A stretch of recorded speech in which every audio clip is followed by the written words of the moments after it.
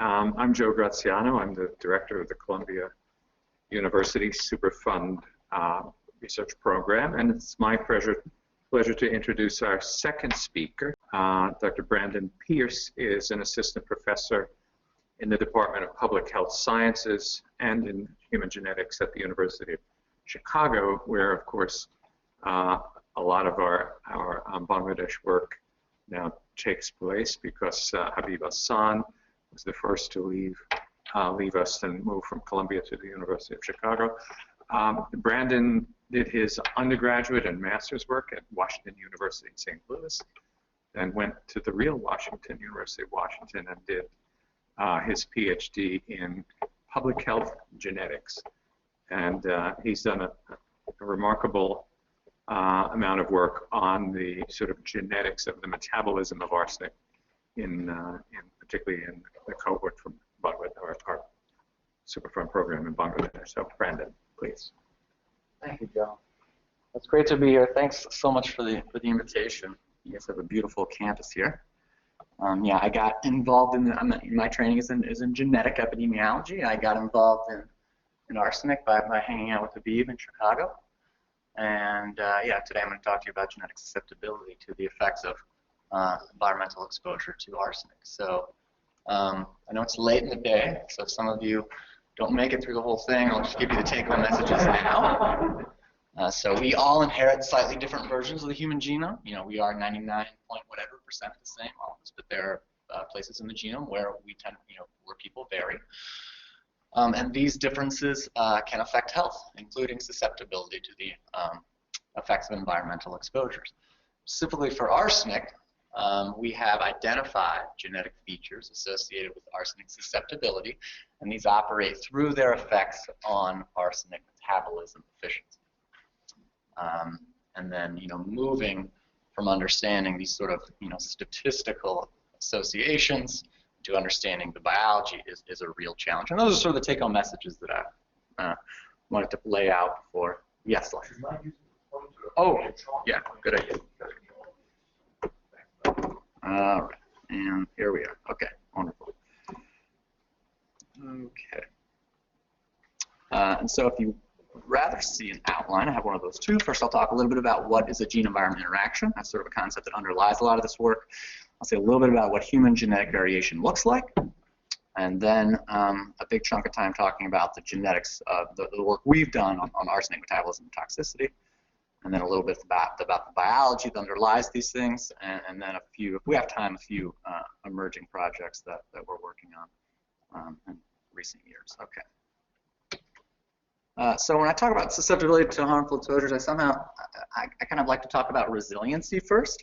So the opposite of susceptibility, so people who are especially resilient to harmful exposures.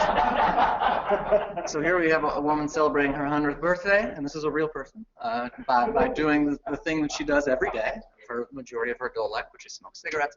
Here we have another guy, also 100 years old, celebrating with his customary cigar and scotch. And my favorite is this character from Grumpy Old Men, one of my favorite movies from growing up. And this is just a character, not a real person, but his diet consists entirely of bacon and beer. And he does not like filters on his cigarettes, yet he's lived to nearly 100 years old. So, I guess the question is there something unique about these people genetically? Alcohol and smoking contribute to hundreds of thousands of deaths in the U.S. per year. If these people manage to make it to very old age unscathed. And the poster child for this sort of resiliency is Ozzy Osbourne, who, in terms of substance abuse, he has not taken very good care of himself throughout his life. And he even sometimes wonders aloud, why am I still here? By all accounts, I should be dead. Is there something unique about me? This has actually attracted the attention of scientists, to some extent. This persona that he's so resilient. So he did have his genome sequenced by a company. I forget the name of it. This is obviously a sample size of 1, so they didn't learn a great deal from this. Mostly it's probably a publicity stunt for the company. But they did claim he was, more susceptible to addiction. Surprise. And they also learned, yes, maybe some of his genome is of Neanderthal origin. This is a nice headline, but that's actually normal. So a small percentage of all of at least people from Northern European ancestry there's some Neanderthal DNA in our genomes. But all of this, these headlines what's underlying all of these ideas is this idea of a gene-environment interaction. And I'll try to explain quickly what this is. It's sort of a central concept that we use in epidemiology. So we have to think about three variables here. One is disease risk, or some sort of human trait. And this is this relative risk here that is plotted on the vertical axis. And then we have genotype of some genetic feature in our genome. So we can have wild type, which is the normal type, or we can have the variant, which is the abnormal type. And then we have some environmental exposure here on this axis with either, we can think about it as low and high. And here you can see that individuals with this variant genotype seem to be more susceptible to the effects of some hypothetical exposure here that we're looking at in terms of their disease risk. And here's another way of thinking about it where we have,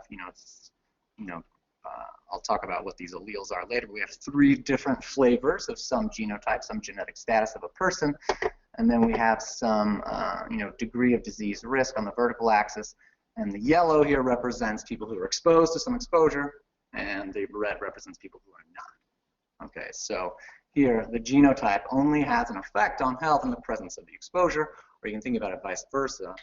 The exposure only has an effect on health in the context of a specific genotype. So this is the idea of the gene-environment interaction. So the effect of the exposure is modified by some feature of your genome. And feel free to, I realize a lot of us don't work in the same field, so feel free to ask a question at any point if you'd like. So this is the idea of a gene-environment interaction. And before I move on, I'll say a little bit about the genome. So every cell in our body has an identical copy of our human genome that we inherit from our parents. So within the nucleus of each cell, we have 23 pairs of chromosomes. So we're diploid organisms, so every chromosome, we actually have 2 copies of it. And then if you look closer at one of these pairs of chromosomes, it unravels into this double helix structure, which I'm sure you're familiar with, and then we just have these 4 bases that pair with each other. These are base pairs, and these nucleotide pairs. We have cytosine, guanine, adenine, and thymine. The A's, G's, and C's and T's of our genome, and these are the letters that code for the amino acids that build the proteins that make us who we are. So this is sort of the genome is sort of the blueprint for building a human.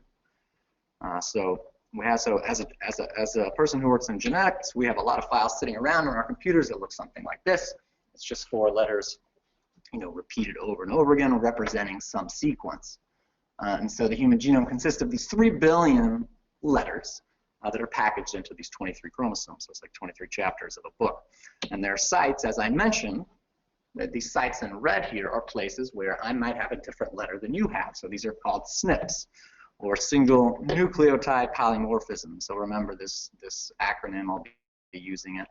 And SNPs typically come in 2 flavors. This is a CT SNP, so either C or T. This is a TA one that broke across the page, and this is a GA one. Okay. So we have maybe 10 million of these types of sites that commonly vary in human populations. Okay. And then most of these SNPs actually don't reside within what we commonly think of as genes. So here I've indicated in black, this is a sequence that actually codes for a gene, a protein. So these letters are, each set of 3 is translated into a specific amino acid. And this other grayed out areas, we don't, it's unclear if it's functional or not. It definitely doesn't code for a gene.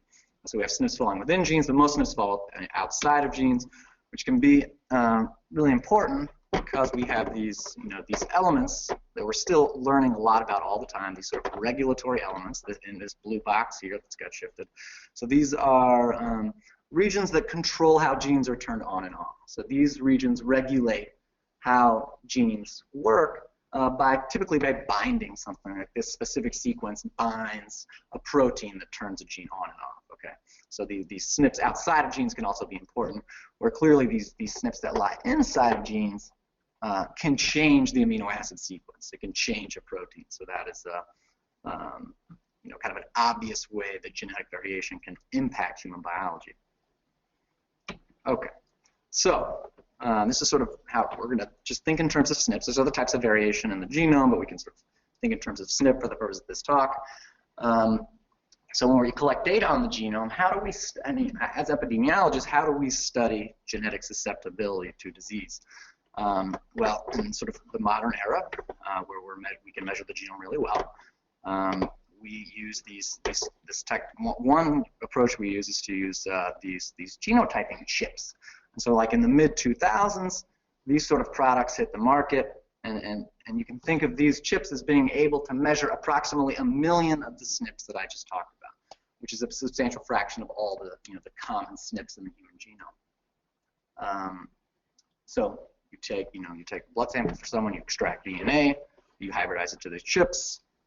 Lasers are involved. You can estimate, you can determine the status of just hundreds of thousands or millions SNPs simultaneously. And this technology sort of single-handedly created what is known as the Genome-Wide Association Study, or GWAS. And this type of study has been applied to every common disease or easily measurable human trait that exists at this point. So these have been going on for like 10 years or so at this point. And the idea behind the GWAS is very, very simple. Okay, you measure 1 million SNPs, approximately, and one disease trait or human trait that you're interested in. And then you do something really simple. It's just test each SNP for association with the disease, and then you correct for the fact that you're doing 1 million tests. So you adjust your p-value. Some people have called this Neanderthal science, or just measuring everything we can and testing, no offense to Ozzy, or measuring everything we can and testing it for association with one trait. And this works really well for studying the relationship between common genetic variation and common diseases, where we can assemble very large sample sizes of people, cases and controls, for example, and find relatively easily SNPs that influence your risk of disease. And so this is essentially like a GWAS, something what a GWAS result would look like. We'd have risk plotted on the y-axis, and then you have an AA genotype, an AT, and a TT, and you can see that this presence of the T allele is clearly related to risk of the disease you're interested in. And this approach has been applied and has identified thousands and thousands of SNPs that we know are associated with human traits and human disease. So here we're looking at all the chromosomes, starting with the 1, which is here, going through chromosome 22, 23, and then we have this is the X chromosome here, and this is the Y. Apparently we don't know anything about the Y. There's no little dots on it. But every dot you see here represents a validated, replicated association between a specific SNP and a specific human trait. So these, in terms of putting little dots on this diagram, GWAS, this study design has been very, very successful in learning about new genes, new regions that influence diseases that we're interested in. Okay. Now, gene-environment interactions, on the other hand. So this GWAS design is very simple. You're testing association with a SNP and a trait. Gene-environment interactions, which involve looking at 3 different variables, have been much harder to find for some reason. When we look at SNPs that have been identified in GWAS, and we look at the classical environmental lifestyle risk factors for diseases, we don't see much evidence of interaction. So for breast cancer, we may know 50 or 100 SNPs that influence breast cancer risk. When we look at reproductive factors, alcohol, BMI, we don't see that any of these effects depend on the status of an environmental factor. So there's very few well-established examples of gene-environment interaction. And why is this? There's probably lots of potential reasons. In these big genetic studies, often we're doing a poor job of measuring the exposures we're interested in. The fact that we're doing a test of interaction is, if we take our GWAS data set, which is well-powered for looking at main effects, and we start to look at interactions, we're just not as well-powered to do that. And in terms of modeling gene-environment interactions, there's not, there's a lot of options, and in any given situation, it's unclear which one is optimal. Or it could be that, gene-environment interaction is actually just an uncommon phenomenon, which I sort of doubt. I just think it's a challenging area to make new discoveries. Despite these challenges, there's still strong interest in understanding gene-environment interactions for various reasons, in terms of just understanding disease mechanisms and pathways, identifying new genes involved in disease. So maybe it's for some genes, they can be detected in the context of a gene-environment interaction, but ignoring environment, they're just much harder to see. And also, identifying susceptible subgroups of people and establishing environmental standards that protect those individuals. Okay, so as Joe mentioned, I work in arsenic. On a lot of the same data sets that the people here also work on and create. And I think that arsenic is a really unique setting. These studies in Bangladesh are a really unique setting for conducting G/E research. So in this HEALS cohort, where I've been collaborating with Habib for many years, this is the health effects of arsenic longitudinal study. Many are probably familiar with it in Hazar, Bangladesh. And the things to me that make it unique for doing G/E research is first that there's a wide range of arsenic exposure through drinking water. For over 2,000 participants at this point. This is one of Lex's maps showing that there's a wide range of exposure. Arsenic is pretty well measured in this cohort. The cohort was designed to assess the effect of arsenic on health. Joe and Lex have these great measures in drinking water and in urine. And then another attractive feature is arsenic actually has a relatively common sign of toxicity, which is these arsenical skin lesions, which are measured in this cohort every 2 years. Also, arsenic metabolism efficiency can be quantified looking at arsenic species in urine, the measurements that Joe makes. And this inter-individual variation in metabolism efficiency is really cool because it should reflect differences in internal dose, and differences in internal dose should affect the risk for arsenic-related diseases. So in terms of doing gene-environment interaction research, rather than looking for these interactions, in terms of considering disease, considering arsenic, and considering genetics, we can first look for genetic factors that influence arsenic metabolism, because those should clearly influence disease and are also, in the absence of exposure, these SNPs that influence metabolism, a SNP that influences metabolism would not affect disease. Yes? Can you clarify the inter-individual variation in metabolism and that internal dose? What does internal dose mean? Yeah, sure. And I'm going to talk about this in the next slide. Yeah. Please. Oh, the question was to clarify what inter-individual variation and metabolism efficiency, what that means, and what internal dose means. That's the question, correct? Okay, so I think I should do that in the next slide. Is that okay? Okay. So this is a slide from one of Mary's papers. Thank you, Mary, I use this all the time. So this is what arsenic metabolism looks like. Okay, this is the sort of the classical model for arsenic metabolism. And when I talk about inter-individual variations metabolism, I'm talking about people's ability to go through this pathway. Is one person may be better at it than another person. One person may have capacity to put arsenic through this pathway than other people. So inorganic arsenic is what's in the drinking water and is absorbed into blood from the GI tract after drinking. And these two, so it comes in as arsenate. It's reduced to arsenite or arsenic 3, and these are considered inorganic arsenic. And then there's a methylation step, which puts a methyl group on the arsenic, and that's MMA. I'm calling that monomethylated arsenic. And there's another reduction step to MMA3 here, and then there's a second methylation step to produce dimethylated arsenic. And in the data we have, these are the three things we're looking at. We're looking at inorganic arsenic, MMA, and we're looking at dimethylated arsenic. So the first step, or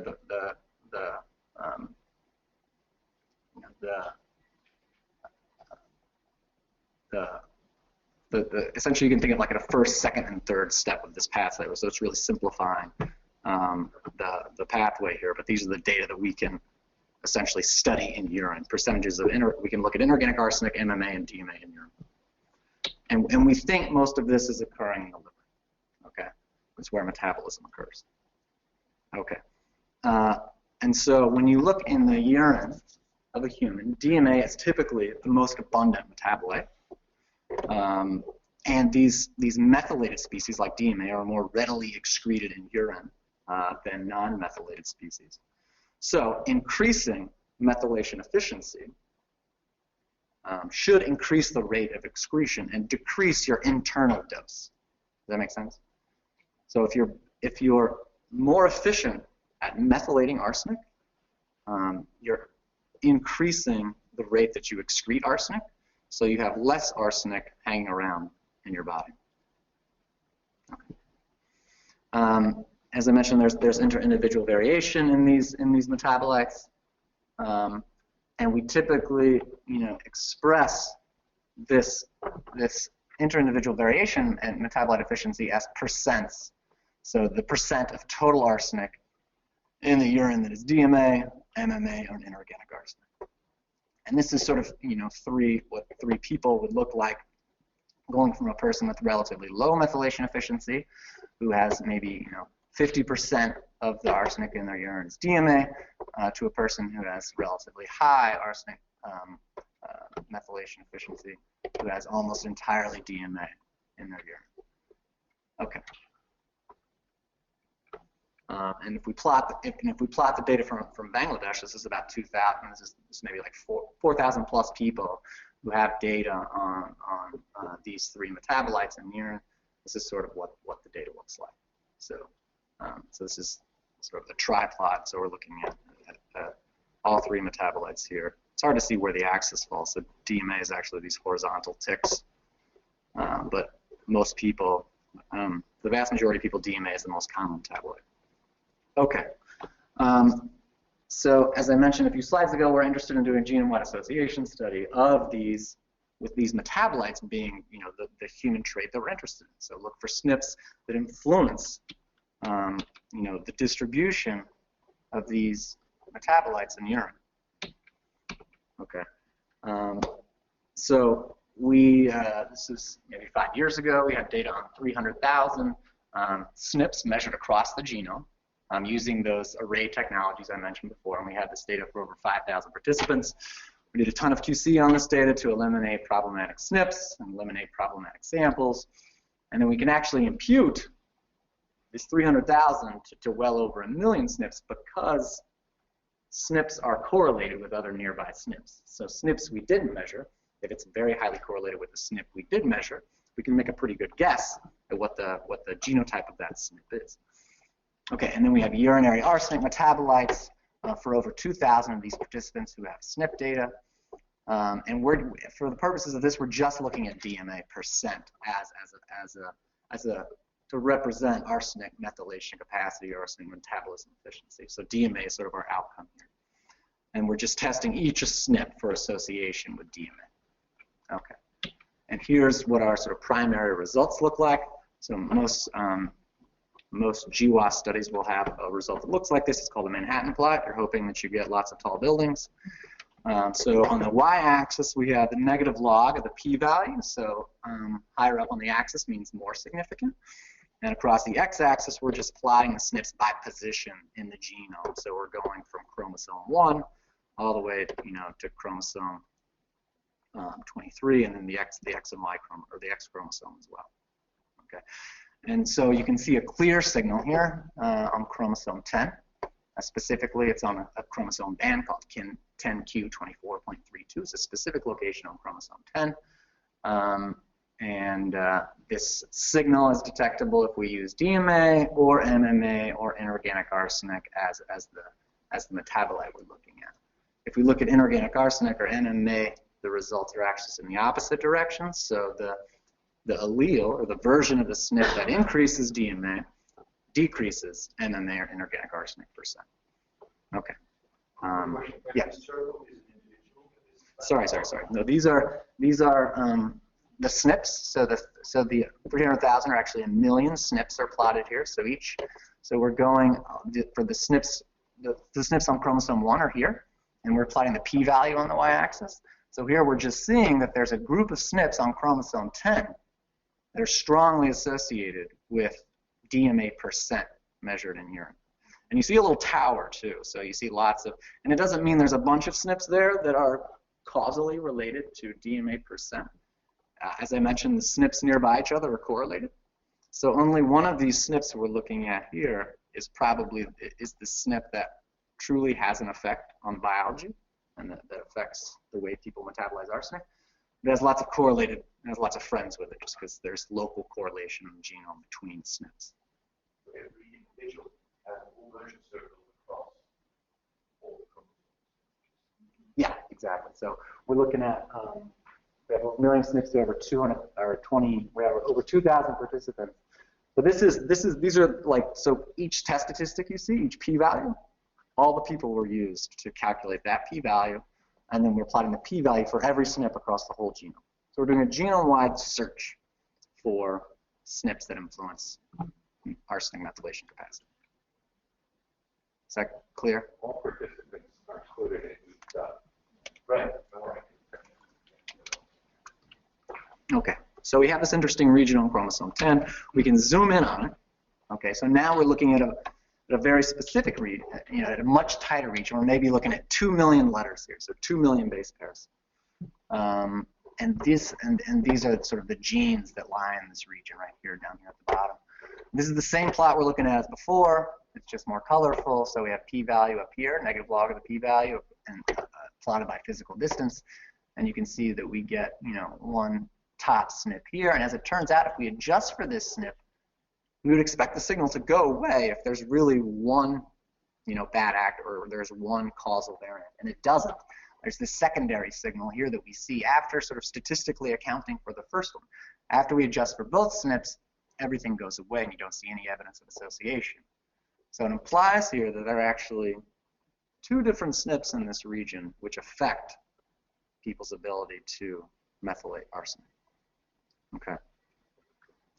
And then this never happens in genome-wide association studies, where your association signal is sitting right on top of a gene that has the word of the trait you're studying in it.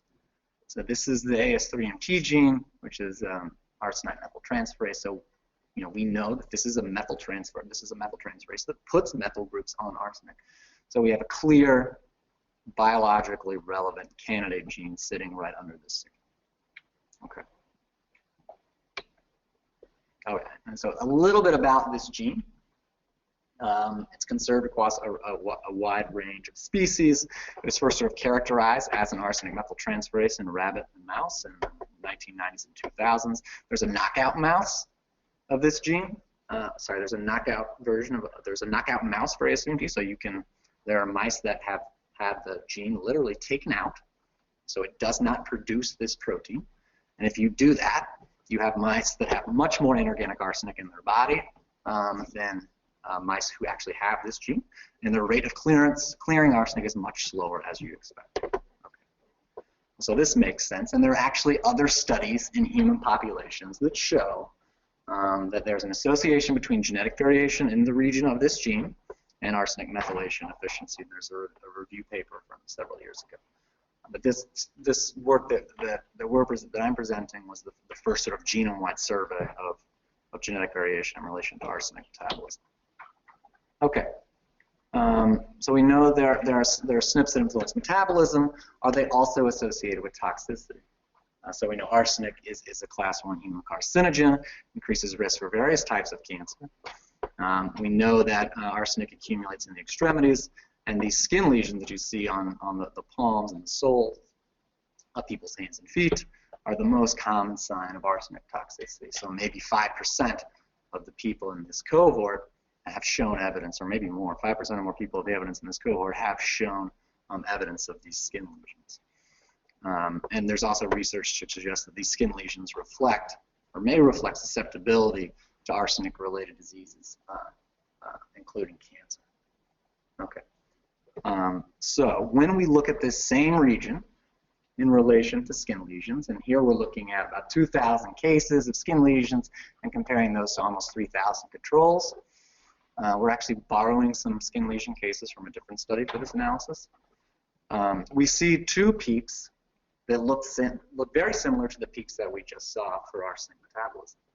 suggesting that these same SNPs that influence metabolism also influence risk of skin lesions or arsenic toxicity. Okay, so do we think this is a gene-environment interaction? What do you guys think? Should this be a gene-environment interaction? And where the effect of the exposure varies by some genotype?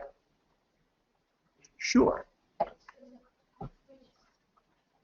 If you take the exposure away, these lesions don't occur, right? So the only, in the absence of arsenic exposure, these lesions do not occur. They are a necessary cause of arsenical skin lesion. And so we can show this. So we can look.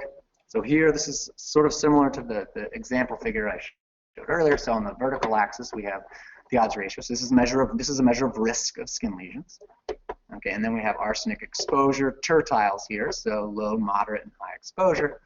And then over here we have genotype, or arsenic methylation capacity. So I've taken these two SNPs that represent our two signals and created high, intermediate, and low categories for arsenic methylation capacity, with low methylation presumably being the high-risk group. Okay, so if we look at the people who are very good at methylating arsenic, we see that yes, there is an association between some arsenic and skin lesions. If we look at the people who are not good at methylating arsenic, we see a much more dramatic association between arsenic and skin lesions. And the intermediate group, falls in the middle. And there's not a ton of data underlying this, because to have all three pieces here, the disease, the exposure, and the SNPs, the sample size isn't as big as we'd like to be. So it's maybe 500 skin lesion cases we're looking at, and a lot more controls. But we do see, when we look for additive interaction, we do see a p-value that is significant based on 0.05. Okay. Yeah. The arsenic methylation capacity is quantified by. So we took these two SNPs that have two alleles each. So we have how many potential categories? 2 by 2, 6, 1, 2. Well, we took various. So I didn't show it here, but this would be like, if they have high methylation capacity, that means they have genotypes at both SNPs that are the high methylation capacity genotype. If they have intermediate, that means maybe at one SNP they have the low capacity genotype, and the other one they have the high. And then low would be two genotypes that are low methylation genotypes. So I created these categories based on, the lead SNP, the SNP at the top of that plot and the SNP at the top of this plot. Really, I did it based on these. So this RS41, SNPs have the worst names. They're just numbers that you can never remember.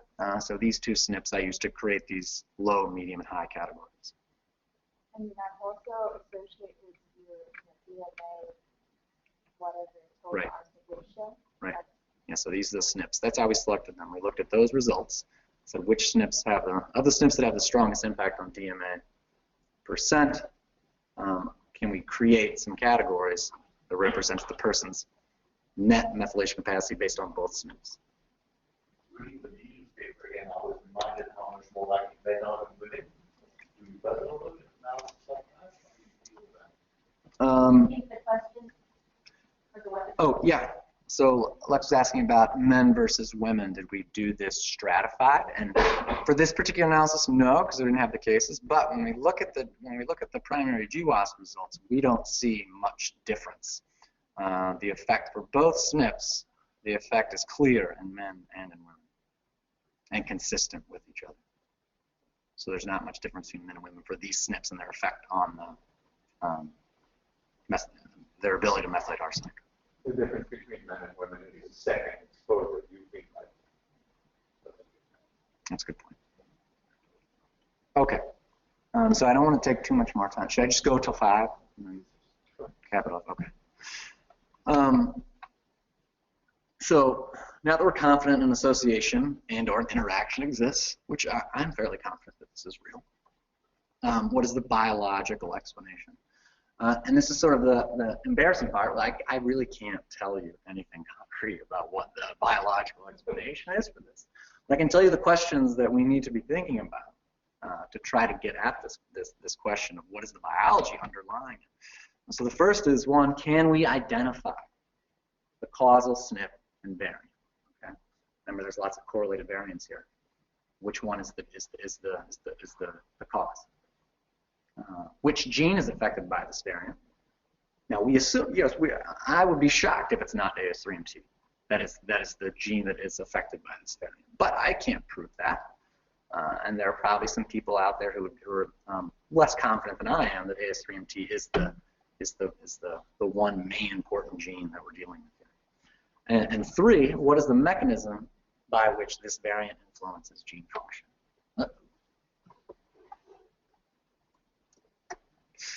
Okay. I'm kind of off the hook because genetic epidemiology, that's what I do. It usually cannot provide definitive answers to all these questions. So we have to collaborate with others. We can do things to help us along the path to answer these questions, but we can't answer these questions all by ourselves. I was going to say, you're a geneticist. How could you answer? Okay.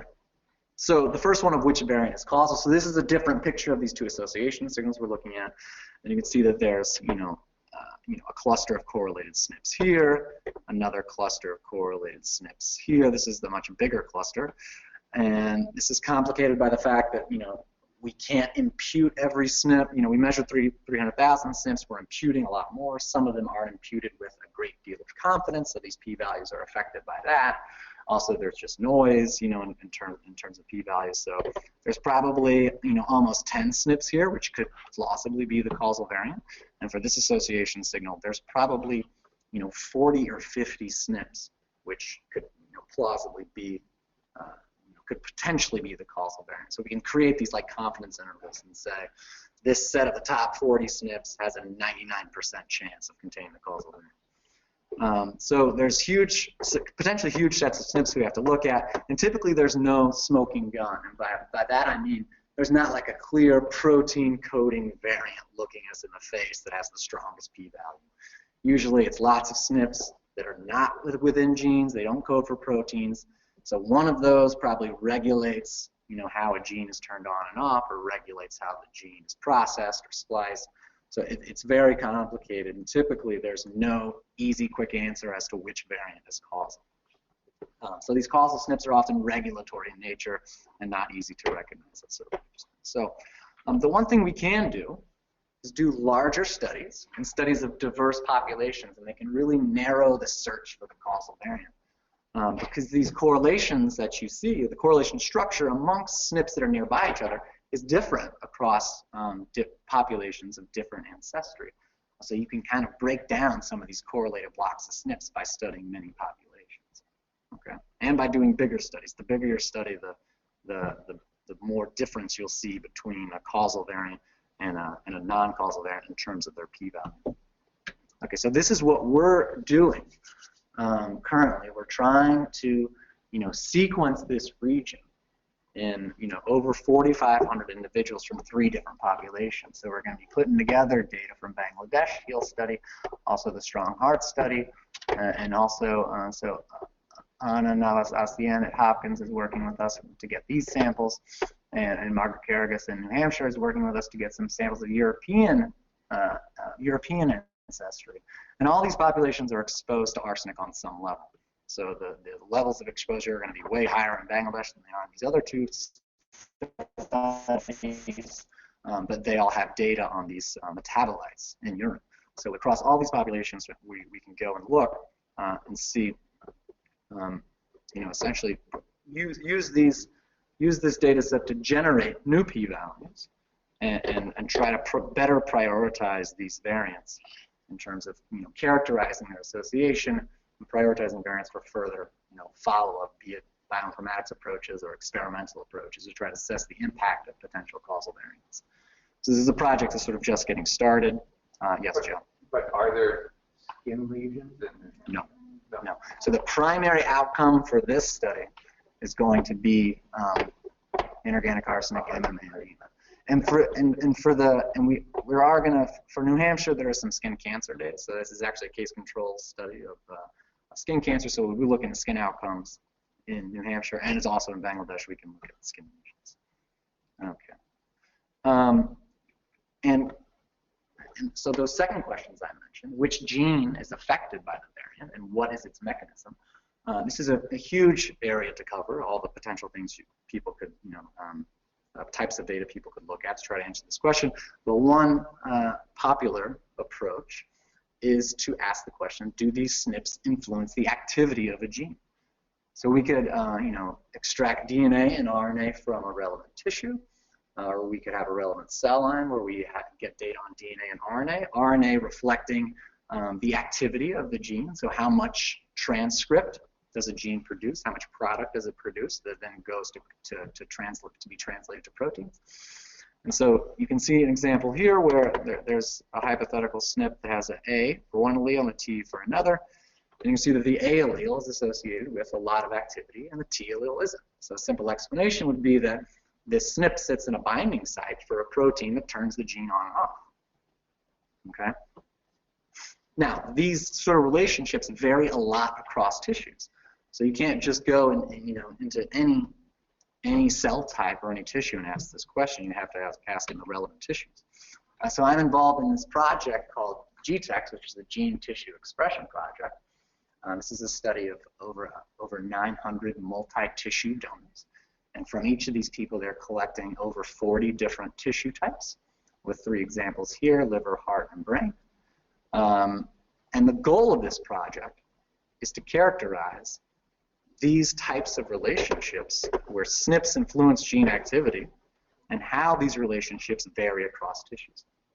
So eventually we can go in here and look at liver, for example, and say in liver, do these SNPs that we're interested in appear to have anything to do with AS3MT? I'm actually involved with this project for a totally different reason. We're measuring telomeres in the telomere length in these GTEx samples. But this is a data set that anybody can go to and download and take a look at. And here you can look at the expression of AS3MT across all the tissues they've collected thus far. So you probably can't see this. So the adrenal gland on the far side has by far the highest expression of AS3MT.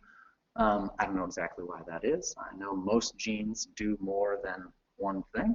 So AS3MT may have some important role in the adrenal gland. If anybody has any insights, I'd be happy to talk to you. And liver is the second one, actually, with the second highest expression. But unfortunately, the expression at this point with the data they have is too low to do any real meaningful analysis.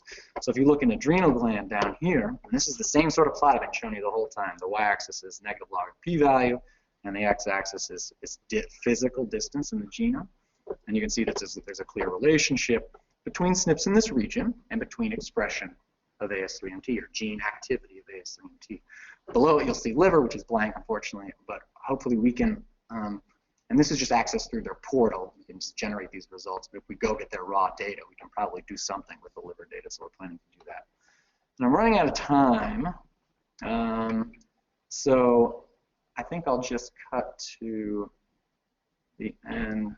Maybe I'll say one quick thing about each slide. We think these AS3MT variants account for the majority, how should I say this? We don't think there's many other regions in the genome other than AS3MT that have a big impact on arsenic metabolism efficiency, at least not in terms of common variants. So we can estimate what's called heritability across the genome and see that the heritability we can estimate, most of it is accounted for by AS3MT in these regions, these SNPs in that region. Although rare variants may be a different story. I'm kind of excited that there are some outliers here, because it could be that these people have these maybe rare mutations that cause people to, cause the AS3MT protein to be, at least non-functional or have very low activity, assuming that those are real outliers. Joe, you can tell me what you think. I'll skip this part and say that we're considering at this point returning, or we're starting to think about the possibility of returning this information on AS3MT to participants in the study. We have not done that yet, but there's a exposure reduction program in HEALS where they try to get people to lower their exposure primarily through switching wells. And you can see that some people respond really well to this program. So this is the baseline visit, and the program occurs in this area, and then at the follow-up visits they're very low, whereas some people don't respond very well at all. So we're, thinking about the idea, if individuals knew they were highly susceptible, or that their family members were, would that cause them to change their habits? And we gave a short questionnaire on this to about 200 people in HEALS, and we found that, this is number 4 here, most people report that if their genes indicated they were at elevated risk, they would be motivated to reduce their exposure or their family's exposure. So we'll continue thinking about this. I know there are potential harms, but also potential benefits to returning genetic information, especially in a setting Bangladesh. It's very complicated. And that's all. Here are just some final thoughts. First, that genetic variation at this chromosome 10 locus is a compelling example of gene-environment interaction, and a relatively rare example where it's, I believe the results, maybe that's good as my work, or I've been working on it. We definitely need larger studies to confirm that these metabolism-related SNPs modify the effect of exposure on other arsenic-related outcomes. I've only shown skin lesions, but any arsenic-related outcome, if the theory is correct underlying why these SNPs do what they do, any arsenic-associated outcome should be associated with these SNPs. And so I think working in Bangladesh is a really unique opportunity. So I'm really happy to be a part of the team that's doing all this research on arsenic. And understanding the biology is very challenging. And what I skipped over was that it's definitely possible that SNPs affect arsenic toxicity risk through pathways that do not involve arsenic metabolism efficiencies. So we're exploring those as well. And then this possibility of returning genetic information, could have public health benefits, but we need to think about this a lot more. And thanks a lot for all of your attention and inviting me here. And these are a lot of my collaborators that I work with. I'm happy to answer any questions if anybody has any.